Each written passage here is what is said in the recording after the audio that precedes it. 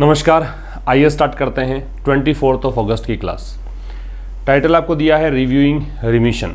अगर आपको याद आता हो तो ये वर्ड हमने 3-4 रोज पहले डिस्कस किया था। रिमिशन से मतलब है पार्डन कह सकते हो या फिर आप इसे कह सकते हो एमनेस्टी। मीन्स सजा मुक्ति, क्षमादान, इसके लिए यूज करते हैं। जेल किसी को सज़ा हुई है, जेल की कैद की सज़ा हुई है और 10 साल की जेल दी गई है मान लीजिए, और अच्छे आचरण को देखते हुए या किसी भी और परिस्थिति में सज़ा कम कर दी गई हो, 8 साल के बाद ही रिलीज़ कर दिया गया हो, तो वो कहलाता है क्या? रिमिशन कहलाता है। रिव्यू का मतलब होता है पुनरावलोकन करना, फिर से देखना। तो जो रिमिशन हुआ है, जो अपराधियों को छोड़ दिया गया है, उसको रिव्यू करने के बारे में ये एडिटोरियल है। ठीक है।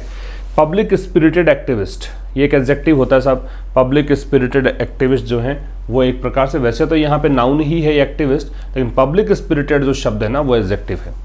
पब्लिक स्पिरिटेड का मतलब होता है जो लोक हितैषी हो, जो लोगों के परोपकार का काम करते हों, जो लोगों के कल्याण का काम करते हों, वो कहलाते हैं क्या? Public spirited. तो वो एक्टिविस्ट जो कि पब्लिक स्पिरिटेड है, ठीक है। तो वो लोग, वो काम करने वाले लोग जो पब्लिक स्पिरिटेड है, जो लोक हितैषी है, जो लोगों के परोपकार का काम करते हैं, उन्होंने क्या किया है? ये वर्ब आ गई। उन्होंने अच्छा काम किया है। To challenge in the supreme court, क्या करके? सुप्रीम कोर्ट में चैलेंज करके, सुप्रीम कोर्ट में चुनौती पेश करके किसको चैलेंज किया है? The premature release of 11 convicts. Convicts का मतलब होता है आरोपी, ठीक है। और जो प्री मैच्योर रिलीज किया था, प्री मैच्योर रिलीज का मतलब क्या है? समय से पहले जो रिलीज कर दिया गया था, समय से पहले जो रिहाई हुई है 11 आरोपियों की, उसको चैलेंज करके अच्छा किया है इन्होंने। हु आ रहा है इन कन्विक्ट्स के लिए? तो ये वो आरोपी हैं जो कि सर्व कर रहे थे लाइफ टर्म्स। सर्व का मतलब ये काट रहे थे, उम्र कैद काट रहे थे। लाइफ टर्म का मतलब उम्र कैद। किसके लिए? गैंगरेप के लिए। इन्होंने एक महिला का गैंगरेप किया और मर्डर हुआ था एटलीस्ट 7 पीपल का। किस दौरान? 2002 का जो एंटी मुस्लिम पोग्रोम चला था। पोग्रोम का मतलब होता है नरसंहार। पोग्रोम का मतलब क्या है? नरसंहार। इसके लिए आप एक सिनोनिम ले सकते हो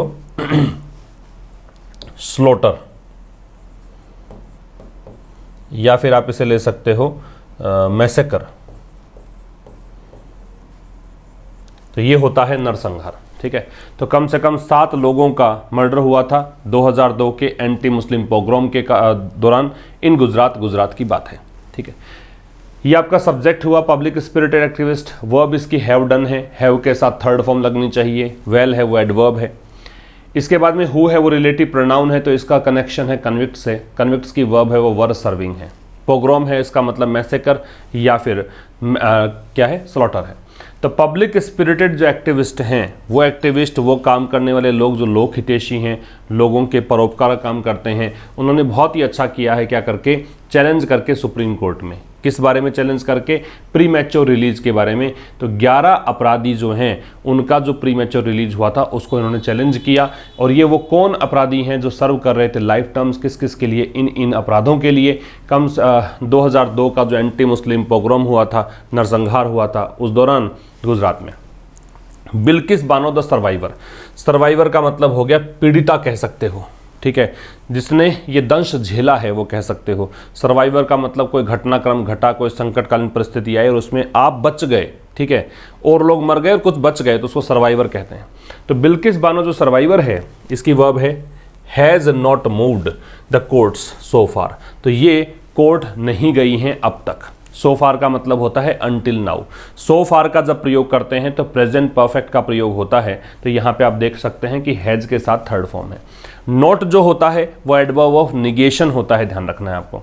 तो बिल्किस बानो के बारे में थोड़ा सा परिचय है। ये सर्वाइवर है, ये अभी तक कोर्ट नहीं गई हैं, बट इट इज़ क्लियर, लेकिन ये बात स्पष्ट है that the controversial order of the Gujarat government, क्या क्लियर है कि जो विवादास्पद आदेश है गुजरात सरकार का, granting remission to the convicts, क्या आदेश है कि जो कन्विक्ट्स हैं उनको रिमिशन ग्रांट करना है, उनको सज़ा मुक्ति देनी है, उन्हें माफ़ कर देना है, ये जो चीज़ है should be subject to judicial review, ये अधीन आना चाहिए। अगर आप सब्जेक्ट के साथ टू लगा रहे हैं, सब्जेक्ट टू का मतलब है इसके अधीन होना चाहिए, शुड बी होना चाहिए सजेशन है, सब्जेक्ट टू अधीन किसके, जुडिशियल मतलब न्यायिक रिव्यू पुनरावलोकन। ठीक है, बिल्किस बानो की वर्ब है हैज़ मूव्ड, इट की वर्ब है इज, द कंट्रोवर्शियल ऑर्डर है, इसकी वर्ब है शुड बी। ठीक है, और यहाँ पे कंट्रोवर्शियल एडजेक्टिव है, ऑर्डर यहाँ पे नाउन है।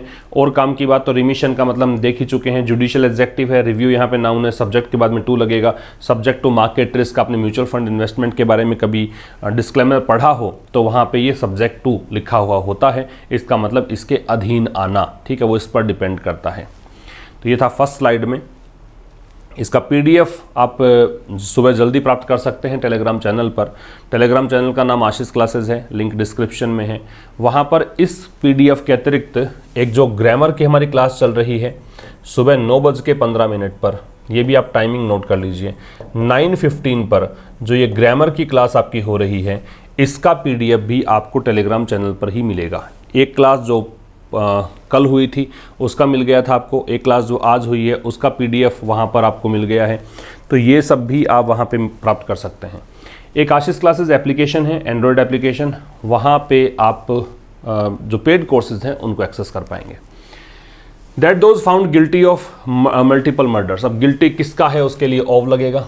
तो कह रहा है पहले यहाँ से पढ़िए, दैट किसके लिए यार बता दूँ आपको मैं, तो वो लोग जो पाए गए आरोपी गिल्टी किसके, मल्टीपल मर्डर्स के। मल्टीपल का मतलब हो गया 2 से अधिक, तो जो बहुत सारे हत्याएं जो हुई हैं उनके जो गिल्टी पाए गए, इंक्लूडिंग जिसमें कि शामिल है that of A 3 year old child, murders में एक शामिल है 3 साल के बच्चे का मर्डर, एंड अ गैंगरेप, और गैंगरेप शामिल है, were found suitable candidates for pre mature release is unacceptable, उनको क्या, उनको पाया गया।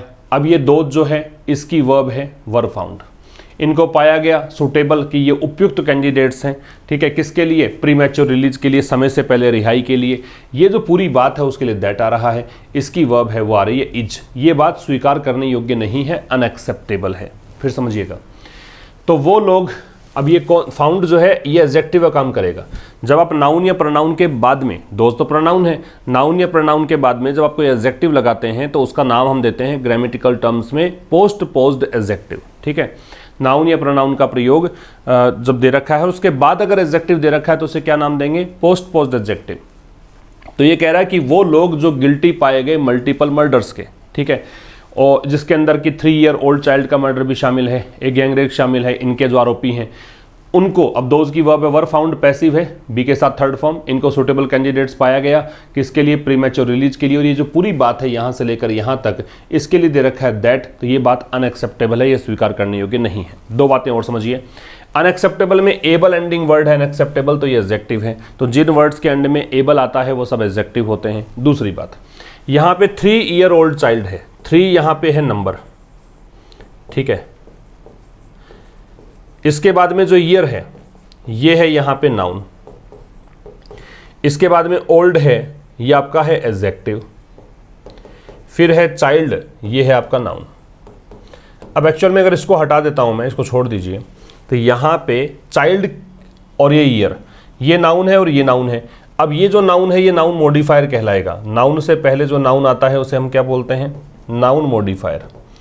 और नाउन मॉडिफायर्स जो होते हैं वो काम करते हैं किसका, एडजेक्टिव का, और एडजेक्टिव है उनका हम प्लूरल बनाते नहीं हैं, तो ईयर का ईयर्स नहीं बनेगा, यहाँ पे ध्यान रखिए। अगर ये चाइल्ड नहीं होता यहाँ पे तो 3 ईयर्स लिखा जाता, ये थोड़ी बात ध्यान रखनी है आपको, ये एग्जाम में प्रश्न इसका पूछा जाता है। आगे देखिए, इवन अदरवाइज, इवन अदरवाइज का मतलब एक डिफरेंट सिचुएशन में, ये एक फ्रेज है, इसका मतलब है even in a different situation, एक अलग स्थिति में अगर देखें तो, अलग स्थिति में अगर देखें तो there are specific legal grounds, तो कुछ विशेष कानूनी आधार होता है। ग्राउंड का मतलब है बेस, ग्राउंड्स जो शब्द है इसका मतलब है बेसिस, बेस, ठीक है।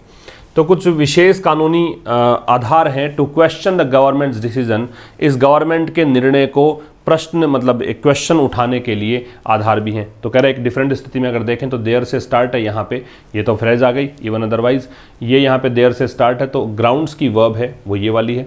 ग्राउंड्स नाउन है, लीगल एडजेक्टिव है, स्पेसिफिक भी एडजेक्टिव है। तो एक नाउन से पहले एडजेक्टिव की संख्या दो से अधिक हो सकती है, ठीक है। आगे देखिए, the remission was based on, based के साथ ऑन लगेगा, रिमिशन की वर्ब है वॉज, तो रिमिशन जो था वो आधारित था, मतलब ये सज़ा मुक्ति जो हुई है, ये जो रिहाई हुई है, ये आधारित था किस पर, अ डायरेक्शन फ्रॉम अ 2 जज बेंच। ये 2 जज की एक बेंच थी, उनके द्वारा एक निर्देश दिया गया था, उस पर आधारित था। सुप्रीम कोर्ट के जजेज ये थे। ऑन अ पिटीशन, एक याचिका पर, by one of the convicts, तो जो आरोपी थे उनमें से एक आरोपी ने याचिका लगाई थी, और जो याचिका पर सुनवाई कर रहे थे 2 जजेस की एक बेंच थी, वो सुनवाई कर रही थी, उनके द्वारा डायरेक्शन मिला था, इस पर आधारित था, इन्होंने कहा था, इस कारण से इनको रिहाई दी गई है। रिमिशन की वर्ब वॉज है, और जो मैंने बताया अभी थोड़ी देर पहले आपको कहानी, वो कहानी यहाँ पर भी है। ये नंबर है 2, ये नाउन है, ये नाउन है। 2 के बाद में जजेस होना चाहिए, लेकिन बेंच के पहले जो जज है वो यहाँ पे नाउन मॉडिफायर का काम करेगा। नाउन से पहले नाउन क्या काम करती है, नाउन मॉडिफायर का। नाउन मॉडिफायर जो होता है वो क्या होता है, वो एक एडजेक्टिव की तरह काम करता है ना। एडजेक्टिव कैन नॉट बी प्लूरलाइज्ड, ये आपको ध्यान रखना है, तो जजेस नहीं हो सकता। आगे आइए, to question to be decided, the question to be decided was, तो जो प्रश्न है जिसको कि डिसाइड किया जाना था, ठीक है, वॉज, अब ये क्वेश्चन की वर्ब है was. Whether the Gujarat government और Maharashtra government was the appropriate government for considering their plea for remission. तो प्रश्न जिसको डिसाइड किया जाना था वॉज, वो ये था, तो क्वेश्चन की वर्ब वॉज है। क्वेश्चन क्या था कि क्या गुजरात सरकार या महाराष्ट्र सरकार जो है, क्या वो उपयुक्त सरकार है, किसके लिए, कंसीडर करने के लिए, किस चीज़ को, देयर प्ली, उनकी याचिका को, किसके लिए, फॉर रिमिशन। रिमिशन का मतलब बताया मैंने आपको, रिहाई को कह सकते हो, सजा मुक्ति को बोल सकते हो, क्षमादान को बोल सकते हो। क्वेश्चन की वर्ब है वॉज है, महाराष्ट्र गवर्नमेंट की वर्ब है वो वॉज है, ठीक है। तो प्रश्न जिसको डिसाइड किया जाना, ये पैसिव हो गया बी के साथ थर्ड फॉर्म, वो ये था कि गुजरात सरकार है या फिर महाराष्ट्र सरकार है। वेदर लगा रखा है, इसका मतलब क्वेश्चन मार्क है। whenever you use whether or if as a conjunction, it means the sentence would be considered a interrogative sentence, है ना। तो ये एक इंटरोगेटिव सेंटेंस के रूप में है। तो ये प्रश्न डिसाइड किया जाना था कि गुजरात सरकार या महाराष्ट्र सरकार जो है, क्या वो, अब ये और लगा रखा है तो इसलिए मैंने, देखो वैसे तो गुजरात गवर्नमेंट भी सब्जेक्ट है, महाराष्ट्र गवर्नमेंट सब्जेक्ट है, एक्चुअल में होता क्या है, क्योंकि दोनों ही सब्जेक्ट और यहाँ पे एम्बिग्यूअस डिसीजन तो आप ले नहीं सकते कि दोनों तरफ जाएंगे, इसलिए क्लैरिटी के लिए हमें एक रूल का सहारा लेना पड़ेगा कि और के बाद वाला जो सब्जेक्ट है वही अपने हिसाब से वर्ब लेगा। तो महाराष्ट्र गवर्नमेंट के हिसाब से मैंने लगाया यहाँ पे वॉज। तो प्रश्न ये डिसाइड किया जाना था कि गुजरात सरकार या महाराष्ट्र सरकार जो है, क्या ये उपयुक्त सरकार है इस याचिका पर सुनवाई करने के लिए, कि आपने रिमिशन के बारे में जो याचिका है उसको कंसीडर आप ही करोगे।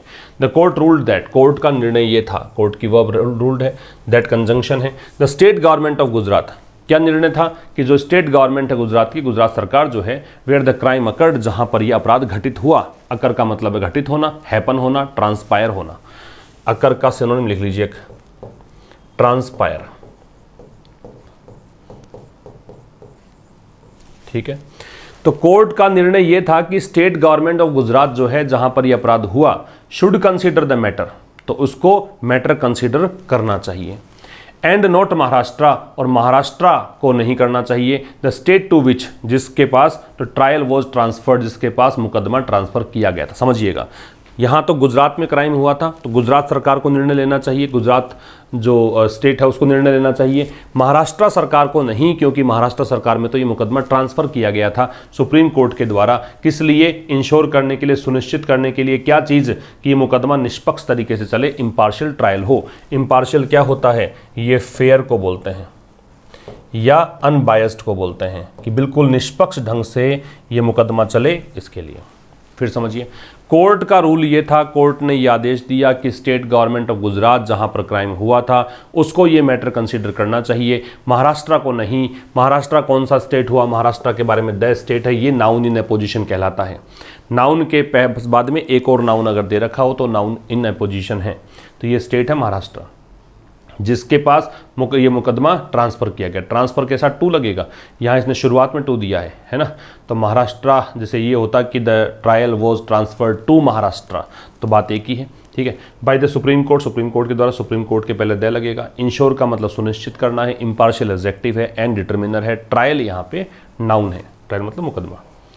वाइल पासिंग, वाइल के बाद में जब आप वर्ब लगाओ ना तो सीधा आईएनजी फॉर्म लगती है। तो वाइल पासिंग दिस ऑर्डर, इस ऑर्डर को पास करते हुए, इस ऑर्डर को पारित करते हुए, the bench also said, bench ने ये भी कहा। ऑल्सो का प्रयोग है वो मैन वर्ब से पहले होता है। क्या कहा? The remission should be considered, कि जो रिमिशन है इस पर विचार किया जाना चाहिए अंडर ए पॉलिसी, उस नीति के तहत जो फ्रेम की गई थी जुलाई 1992 में। As that was the prevailing policy, क्यों? क्योंकि ये एक प्रिवेलिंग पॉलिसी थी। प्रिवेलिंग मतलब एग्जिस्टिंग, जो कि अस्तित्व में है। ये एक ऐसी पॉलिसी थी उस डेट पर ऑफ देयर 2008 कन्विक्शन, कि जो 2008 में ये आरोप तय हुए थे उस समय यही पॉलिसी अस्तित्व में थी, तो इसी पर होना चाहिए। बेंच की वर्ब है सेड है, रिमिशन की वर्ब है शुड बी कंसीडर्ड है, दैट की वर्ब है वॉज है, बी के साथ थर्ड फॉर्म है तो पैसिव है। ठीक है, तो कह रहा है पास करते हुए इस ऑर्डर को वाइल के साथ आईएनजी लगेगा, ऑल्सो का प्रयोग मैन वर्ब से पहले होगा। तो इस ऑर्डर को पारित करते हुए बेंच ने यह भी कहा कि रिमिशन को कंसीडर किया जाना चाहिए एक पॉलिसी के तहत जो कि फ्रेम की गई थी जुलाई 1992 में, क्योंकि यही प्रिवेलिंग पॉलिसी थी उस डेट पर जब 2008 का कन्विक्शन ये हुआ था। This meant that the bar on granting remission, तो इसका मतलब ये हुआ कि जो प्रतिबंध था, बार का मतलब प्रतिबंध, किस चीज को लेकर प्रतिबंध? ग्रांटिंग रिमिशन, कि ग्रांट मतलब स्वीकार करना, रिमिशन का मतलब सजा मुक्ति। तो ये सजा मुक्ति या सजा कम करने की जो प्रावधान है उस पर जो बार था, टू दोज कन्विक्टेड, रिमिशन किसको? उन लोगों को जो कन्विक्ट किए गए थे, जिन पर आरोप तय किया गया था मर्डर और रेप का, found in the current policy. तो कह रहा है इसका मतलब ये था कि बार लगा हुआ था इस चीज पर, तो ये जो करंट पॉलिसी पर पाया गया कि उस समय प्रतिबंध था इस पॉलिसी पर, तो will not apply to these convicts. इसका मतलब ये हुआ कि ये जो प्रतिबंध है वो यहां पर इन आरोपियों पर लागू नहीं होगा। फिर समझिए, दिस मेंट, दिस की वर्ब मेंट है, दैट कंजंक्शन है, कि जो आरोपी, those convicted for murder and rape, ठीक है, वो आरोपी जो कि मर्डर और रेप के आरोपी पाए गए थे, कन्विक्ट किए गए थे, उन पर उनको जो रिमिशन ग्रांट करने की बात है उस पर जो प्रतिबंध जो था, प्रतिबंध कौन सा? जो ऐसा पाया गया, ये फाउंड यहाँ पे एडजेक्टिव का काम करेगा। इन द रिसेंट पॉलिसी, मतलब रिसेंट पॉलिसी, करंट पॉलिसी में जो वर्तमान नीति है उसमें कहा गया था कि प्रतिबंध लगा हुआ है, तो ये प्रतिबंध लागू नहीं होगा, अप्लाई नहीं होगा इन कन्विक्ट्स पर। ठीक है, मतलब इनको तो आपने रिहाई दे ही दी, तो यहाँ पे तो लागू हुआ ही नहीं वो। There are at least 2 grounds, there से स्टार्ट हो तो इन्वर्जन आता है, पहले क्रिया आती है उसके बाद सब्जेक्ट आएगा, तो ये आर है वो ग्राउंड्स के लिए आ रहा है। तो कम से कम, एटलीस्ट मतलब कम से कम 2 आधार हैं। ग्राउंड्स का आधार बताया था, on which the remission order appears illegal, जिन आधार पर जो रिमिशन ऑर्डर ये दिए गए थे वो ऐसा लगता है कि इलीगल है, ठीक है, गैर कानूनी है, अवैध है।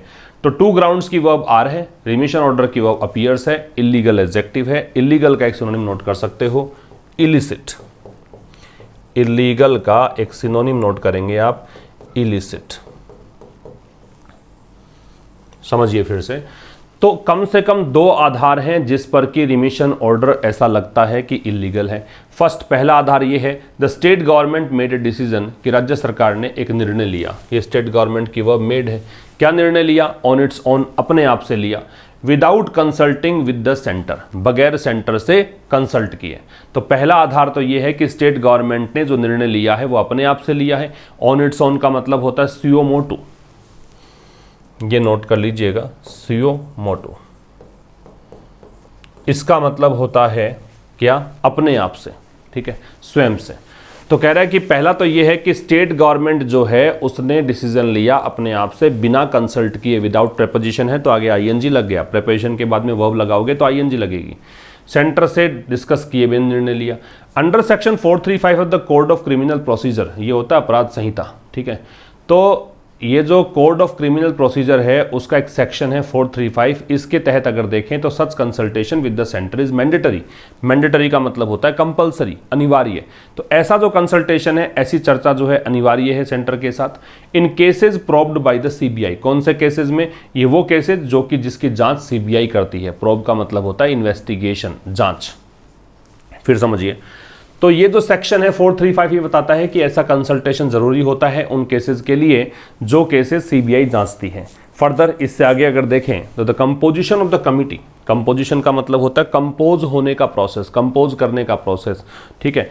तो कह रहा है कि इससे आगे जो कंपोजिशन ऑफ द कमिटी है that recommended remission of for the convicts. तो कौन सा कंपोजिशन, कमिटी का कंपोजिशन दैट रेकमेंडेड रिमिशन, कौन सी कमिटी, जिसने कि रेकमेंड किया रिमिशन को। रेकमेंड का मतलब सिफारिश करना, रिमिशन का मतलब क्या होता है, रिहाई कह सकते हो, बताया था सजा मुक्ति कह सकते हो। फॉर द कन्विक्ट्स, कन्विक्ट्स के लिए। कंसिस्टेड ऑफ, तो ये कंपोजिशन जो था मतलब कैसे बनी थी ये कमेटी, इसमें 2 बीजेपी के विधायक शामिल थे इस कमेटी के अंदर। कंसिस्ट के साथ ऑफ लगेगा, कंसिस्ट ऑफ का मतलब होता है कंप्राइज, इसी को आप लिख सकते थे कंप्राइज। बस काम की बात यह है कि कंप्राइज के साथ में ऑफ मत लगाना। कंप्राइज में ऑफ तभी लगेगा जब ये एडजेक्टिव रूप में आएगा, मतलब बी के साथ third form is comprised of, was comprised of, तभी लगेगा, वरना मत लगाना। कंसिस्ट में ऑफ लगेगा, ठीक है। तो फर्दर का मतलब आगे होता है, इसकी जगह फार्दर होता तो उसका मतलब दूर होता। तो कह रहा है इससे आगे जो कंपोजिशन है कमिटी का, क्या कमीशन, वो कमिटी जो जिसने रेकमेंड किया था, वो समिति जिसने सिफारिश की थी इसकी इन कन्विक्ट्स के लिए, उस कमिटी में 2 बीजेपी के लेजिस्लेटर शामिल थे, विधायक शामिल थे। आइडियली, आइडियली होता है आदर्श रूप से अगर देखें, ये एडवर्ब है।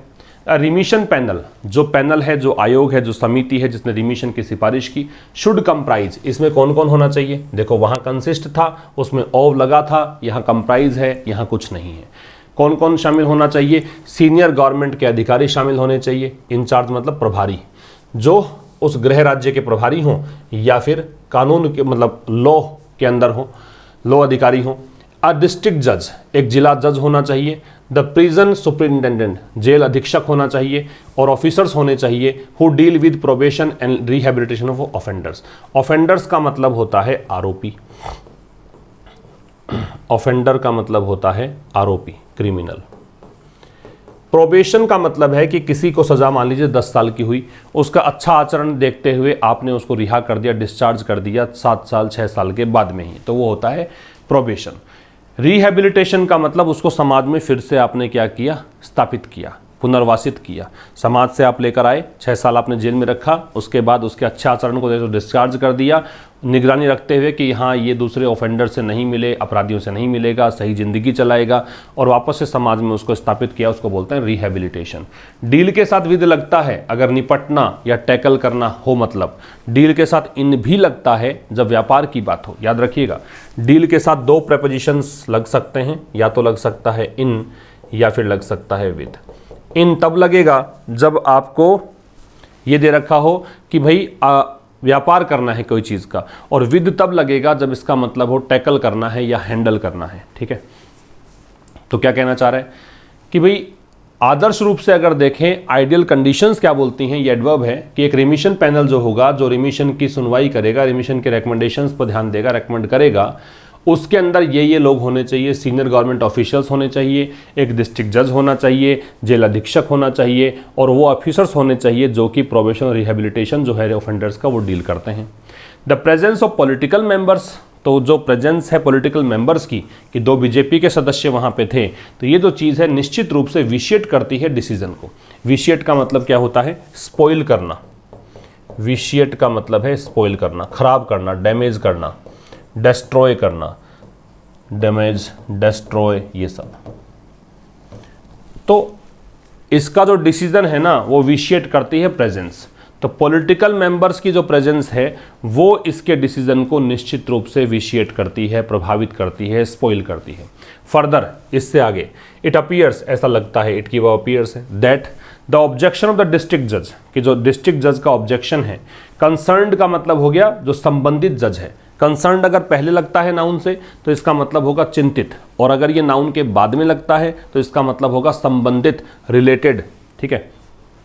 तो ये बाद में लग रहा है। ऐसे एडजेक्टिव को हम पोस्टपोज्ड एडजेक्टिव के नाम से जानते हैं। जब नाउन के बाद में कोई एडजेक्टिव लगता है तो उसे क्या नाम देंगे, पोस्टपोज्ड एडजेक्टिव, और नाउन के पहले लगता है तो इसका मतलब है वो एट्रीब्यूटिव एडजेक्टिव है। ये तो है पोस्टपोज्ड, कंसर्न्ड का मतलब संबंधित है। तो कह रहा है कि इससे आगे ऐसा लगता है कि कंजंक्शन है कि जो ऑब्जेक्शन है डिस्ट्रिक्ट जज कंसर्न्ड का, कि जो ऑब्जेक्शन किया था जिला जज ने, तो इस ऑब्जेक्शन को डिसरिगार्ड किया गया, इसकी मतलब डिसरिगार्ड मतलब अनदेखी कर दी गई, इग्नोर कर दिया गया, ध्यान नहीं दिया गया। Casting a shadow on, cast a shadow on का मतलब होता है बुरा असर डालना, ठीक है, ये एक फ्रेज है, इसका मतलब बुरा असर डालना। तो इससे क्या है, जो रिमिशन की लेजिटिमेसी है, लेजिटिमेसी मतलब वैधता, कि आपने जो रिहाई की है, सजा मुक्ति दी है, क्षमादान दिया है, तो ये क्या वैलिड है क्या, इस चीज पर इसने बुरा असर डाला है, ठीक है।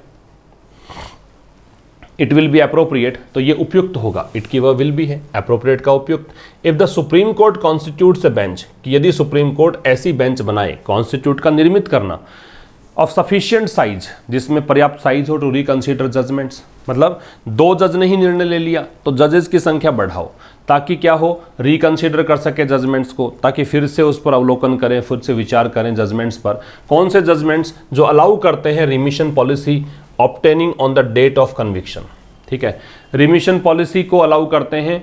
रिमिशन पॉलिसी कौन सी, जो कि जिस डेट को कन्विक्शन हुआ था उस समय जो पॉलिसी बनी थी उसके हिसाब से, इंस्टीड ऑफ का मतलब होता है के बजाय, इंस्टीड में ऑफ लगता है। The policy currently in force, जो वर्तमान में पॉलिसी बनी हुई है, इन फोर्स का मतलब अस्तित्व में है, उस पॉलिसी के बजाय उस पॉलिसी की बात करें जो उस समय अस्तित्व में थी। As well as decide the question, साथ साथ में इस प्रश्न को भी डिसाइड करें कि whether the appropriate government should be the one in the state, कि क्या जो उपयुक्त सरकार है क्या वो होनी चाहिए where the crime took place, जहां पर अपराध हुआ था, ठीक है। डिसीजन कौन लेगा, क्या वो सरकार लेगी जहां पर क्राइम हुआ था, या फिर वो स्टेट जहां पर ट्रायल को ट्रांसफर किया गया था जुडिशियल ऑर्डर्स पर, न्यायिक आदेशों पर, ठीक है। सब्जेक्ट वर्ब देख लीजिए, इट की वर्ब विल बी है, सुप्रीम कोर्ट की वर्ब कॉन्स्टिट्यूट्स है, दैट यहाँ पे जजमेंट्स के लिए है, इसकी वर्ब अलाउ है। फिर एप्रोप्रिएट गवर्नमेंट है, उसकी वर्ब शुड भी है, ठीक है। फिर इसके बाद में द क्राइम है, इसकी वर्ब टुक है। फिर इसके बाद ट्रायल है, उसकी वर्ब वॉज ट्रांसफर्ड है, और वॉज ट्रांसफर्ड है वो पैसिव वॉइस है, ज़्यादा कुछ खास नहीं है। ये सब्जेक्ट वर्ब देखते रहिए आप, इसके अंदर इंस्टीड में ऑफ लगेगा, ये ध्यान रखिए। It can also spell out, spell out का मतलब होता है क्लैरिफाई करना, एक्सप्लेन करना, लिख लीजिएगा इसका, एक्सप्लेन करना, समझाना। तो कह रहा है कि इट कैन ऑल्सो क्लैरिफाई या it can also explain the contour, contour का मतलब होता है आउटलाइन या शेप, बाहरी रूपरेखा, ठीक है, लिख लीजिएगा इसका भी, आउटलाइन या शेप मतलब बाहरी रूपरेखा को बोलते हैं कॉन्टोर। तो ये भी समझा सकता है क्या, रैशनल का मतलब तार्किक, लॉजिकल। रिमिशन पॉलिसी बता ही दिया, वो पॉलिसी जो रिमिशन के लिए, रिहाई के लिए बनी है। तो ये भी समझा सकता है किसको, रैशनल रिमिशन पॉलिसी के कॉन्टोर्स को। तो ये एक्सप्लेन कर सकता है रैशनल रिमिशन पॉलिसी के कॉन्टोर्स को। One that will be informed by humanitarian considerations, कौन सी पॉलिसी, ये वो कौन पॉलिसी है जो कि इन्फॉर्म की जाएगी किसके द्वारा, ह्यूमैनिटेरियन कंसिडरेशन। ह्यूमैनिटेरियन मतलब मानवता से संबंधित, कि आपने पॉलिसी का निर्धारण किया या कुछ सोच विचार रहे हो, किस आधार पर, कि आप मानवीयता के आधार पर कुछ सोच रहे हो। As well as the scope for reform, साथ में आपने ये भी स्कोप देखा कि अपराधियों में रिफॉर्म होगा, सुधार होगा, ऑफ द ऑफेंडर्स, अपराधियों का सुधार, and their sense of remorse, और उनको ये भी है कि पश्चाताप भी है। रिमोर्स का मतलब क्या होता है, पेनिटेंस को बोलते हैं, पेनिटेंस, पश्चाताप, रिग्रेट। फिर समझिए, ये भी एक्सप्लेन कर सकता है कि रैशनल रिमिशन पॉलिसी की आउटलाइन क्या हो सकती है, तार्किक रूप से सही रिमिशन पॉलिसी क्या हो सकती है। ये वो पॉलिसी होगी जिसके अंदर हो सकता है कि आप ये कहें कि हमने जो सोचा है वो मानवीय आधार पे सोचा है। आपने सोचा इसलिए क्योंकि ऑफेंडर्स का स्कोप है कि ऑफेंडर्स जो हैं वो उसमें सुधार हो सकता है, या फिर इसलिए सोचा है कि उनमें रिमोर्स का सेंस है, उनमें पश्चाताप का भाव है, इसलिए सोचा है। ठीक है, तो ये था आज के सेशन में। अब मिलेंगे ठीक शाम 5 बजे, तब तक के लिए नमस्कार। कल मिलते हैं 5 बजे। इससे पहले आपको सुबह क्लास मिली जाएगी ग्रामर की, वो देखते रहिएगा और शेयर मैक्सिमम करें अपने दोस्तों के साथ, क्योंकि ग्रामर अब इस चैनल पर कंप्लीट होगी, फ्री में होगी, घर बैठे पढ़ सकते हैं आप। मिलते हैं ठीक शाम 5 बजे कल शाम को, तब तक के लिए नमस्कार। Thank you very much.